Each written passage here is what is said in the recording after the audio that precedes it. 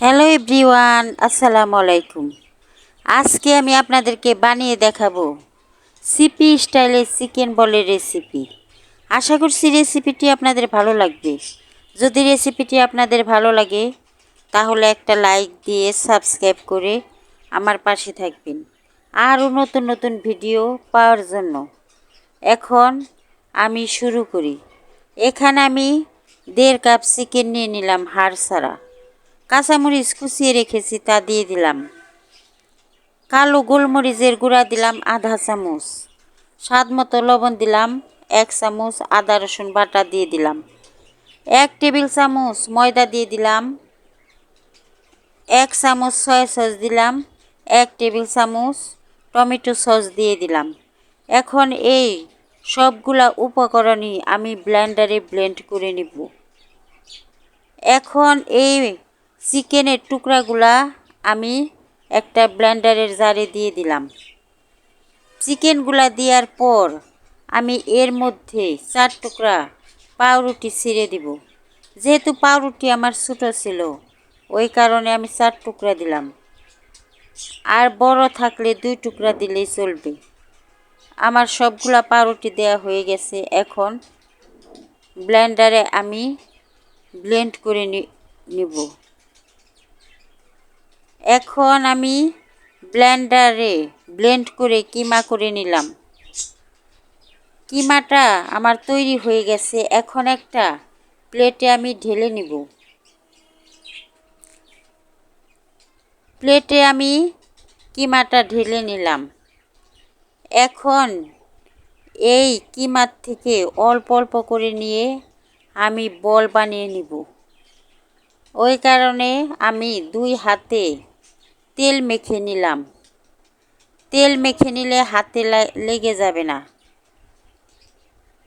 ওই কারণে আমি তেলটা মেখে নিলাম। এখন আমি হাতের তালুতে করে গোল করে বল বানিয়ে নিতেছি। চিকেনের এই বলটা এইভাবেই তৈরি করতে হয়। আমি সবগুলাই বল এইভাবেই তৈরি করে নিলাম। দেখেন আমার চিকেনের বলগুলা তৈরি হয়ে গেছে। এখন সেদ্ধ করার জন্য আমি চুলায় চলে যাব। আগের থেকে চুলায় একটা পাতিলে পানি বসিয়ে রেখেছি। এখন এই পানির মধ্যে একটা একটা করে চিকেন বলগুলা আমি ছেড়ে দেব। চিকেনের বলগুলা দেওয়ার পর আমি 10 থেকে 15 মিনিট এই বলগুলাকে সেদ্ধ করে নেব, যাতে ভেতরে কাঁচা না থাকে। আমার সবগুলা বলই দেয়া হয়ে গেছে।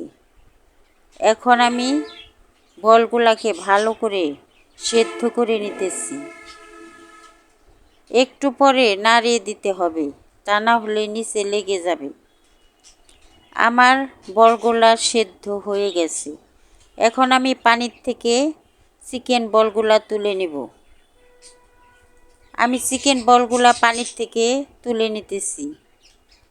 চিকেন বলগুলা তুলে নেওয়ার পর ভালোভাবে ঠান্ডা করে নিতে হবে।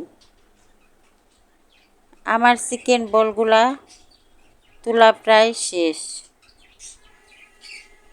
এখন এই বলগুলাকে আমি ঠান্ডা করে ভাজার জন্য চুলায় চলে যাব। চুলায় একটি প্যান বসিয়ে দিলাম।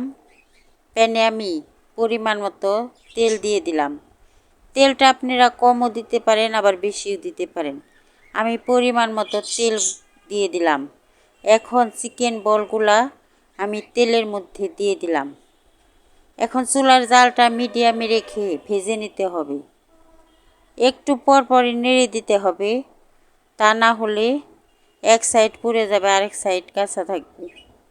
আমি চিকেন বলগুলা একটু পর পরই নেড়ে চেড়ে ভেজে নিতেছি। এই চিকেন বলগুলা 5 থেকে 6 মিনিট ভেজে নিতে হবে।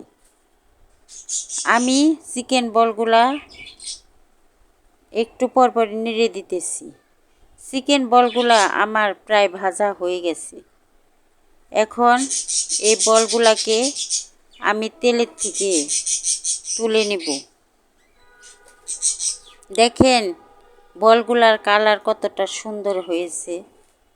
এখন বলগুলাও আমার ভাজা হয়ে গেছে। এখন বলগুলাকে আমি তেলের থেকে তুলে নিতেছি। তেলের থেকে তুলে নেওয়ার পর আমি কাঠিতে গেঁথে নিব। আমার সবগুলা বলই তেলের থেকে তোলা হয়ে গেছে। দেখেন কতটা সুন্দর হয়েছে। এখন এই সবগুলা বলই আমি